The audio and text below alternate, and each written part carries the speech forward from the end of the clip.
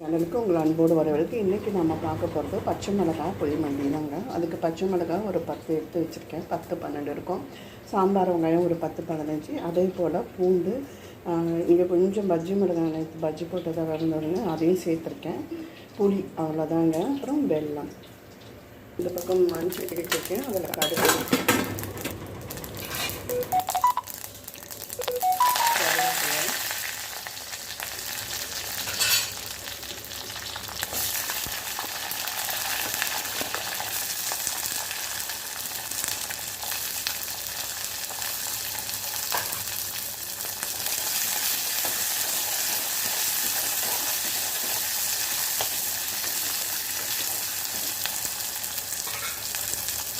வெங்காயம் நல்லா வதங்கிட்டுங்க. இப்போ இது வதங்கிறதுக்கு கொஞ்சம் உப்பு சேர்த்துக்கேன்.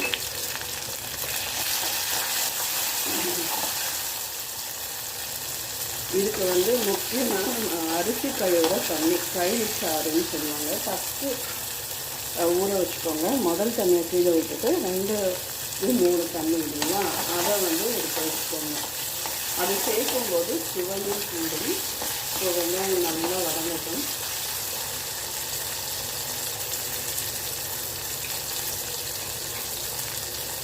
ஒரு கண்ணாடி படம் வரும்போது பூண்டு சேர்த்துக்கோங்க. பூண்டை தட்டி சேர்த்துக்கோங்க. நான் மறந்துட்டேன் தட்டுறதுக்கு. தட்டி சேர்த்தா சீக்கிரமாகவே வெளியே முடியும். இப்போ இது நல்லா வேகட்டும், நம்ம பார்த்துக்கணும். எங்கள் மாமியார் இதை சூப்பராக செய்வாங்க.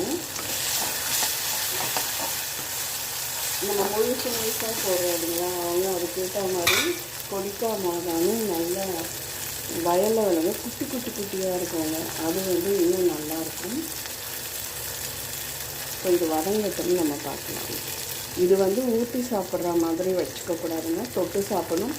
தயிர் சாதம், சாம்பார் சாதம், மெயினாக தயிர் சாப்பிட்டு சூப்பராக இறங்கிடும். எங்கள் வீட்டில் எல்லாருமே இதை சப்பாத்திக்கு, தோசைக்கு, இட்லிக்கு எல்லாத்துக்கும் சாப்பிடுவாங்க. ஆனால் தொட்டு தாங்க சாப்பிடுவாங்க. ஒரு தொட்டு இருந்தால் போதுங்க, அவ்வளோ ருசியாக இருக்கும். இப்போது பூண்டெல்லாம் வதங்கி வந்தாச்சு. இப்போது நம்ம பச்சை மிளகாய் நல்லா கழுவிட்டு காம்பை கிள்ளி எடுத்துகிட்டு நீங்கள் அதில் ஹோல்ஸ் போட்டுக்கோங்க. குட்டி ஓட்டையாக கத்தியை வச்சு குட்டி ஓட்டையாக போட்டுக்கோங்க.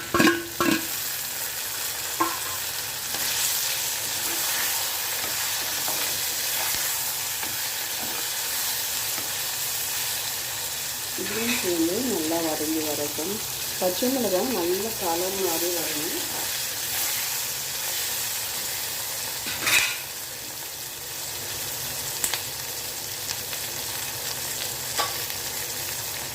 இந்த ஸ்டேஜில் 1/4 ஸ்பூன் மஞ்சள்,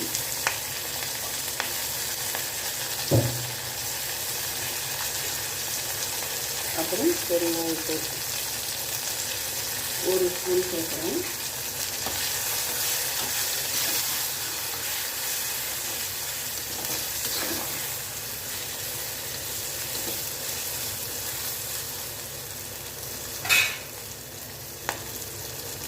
அது கலர் சேஞ்ச் ஆனால் போதுங்க.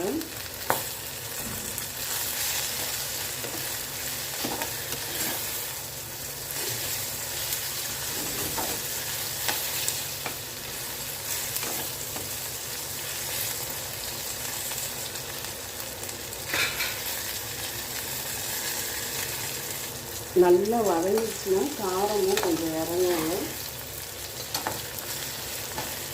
இப்போ பச்சை மிளகாய் நமக்கு நல்லா கலர் மாதிரி ஒரு மாதிரி கழுத்து எடுத்துகிட்டு வர ஆரம்பிச்சாச்சு. இப்போது இந்த ஸ்டேஜில் நம்ம கரைச்சி வச்ச புளியை சேர்த்துக்கலாம்.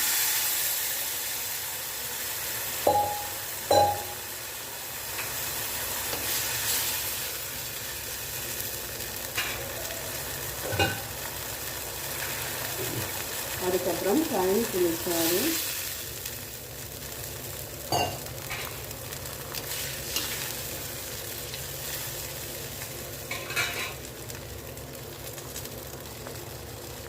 இதெல்லாம் சேர்ந்து நல்லா ஓரளவு திக்காக கொதித்து வரட்டுங்க. இப்போ இதுக்கு தேவையான அளவு உப்பு நம்ம வெங்காயத்தில் போட்டு வதக்கிருக்கோம், சேர்த்துக்கலாம். அதுக்கப்புறம் பாகுட்டும் நம்ம சேர்த்துக்கலாம். நல்லா கொதித்து ஒரு மாதிரி கெட்டி பதத்துக்கு வரட்டும், நம்ம பார்க்கலாம். இப்போ இதை கொதிச்சுட்டு இருக்கும்போது 1 ஸ்பூன் வெல்லம் சேர்த்துக்கோங்க. இது வந்து அந்த காரத்தை வந்து பேலன்ஸ் பண்ணி கொடுக்கும். நல்லா வேகட்டும், நம்ம பார்க்கலாம். நல்லா கொதித்து சுருங்கி வரட்டும், பார்க்கலாம். இப்போ பார்த்தீங்கன்னா சூப்பராக பச்சை மிளகாய் புளிமல்லி ரெடி ஆகிடுது. இந்த பக்குவத்தோடையே நம்ம அடுப்பை ஆஃப் பண்ணிடலாம்.